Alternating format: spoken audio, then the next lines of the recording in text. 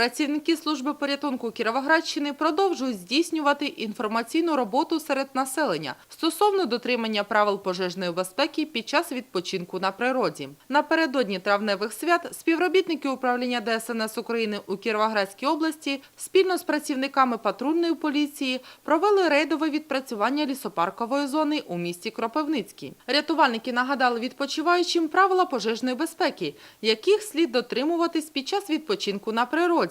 Розповідали, чим саме небезпечні пожежі у природних екосистемах та пояснили, що на початковій стадії пожежу у лісі можливо загасити самостійно. А якщо ви стали свідком масштабної пожежі, необхідно одразу, не зволікаючи, повідомляти про неї за номером телефону 101. Фахівці рятувальної справи також акцентували увагу громадян на правилах пожежної безпеки під час розкладання багаття. В свою чергу, працівники патрульної поліції наголосили співрозмовникам на тому, що знищення або пошкодження лісових масивів чи зелених насаджень карається законом. На завершення розмови рятувальники надали громадянам листівки з корисними та важливими порадами, як не допустити пожежу у екосистемах, та закликали вберегти ліс від вогню.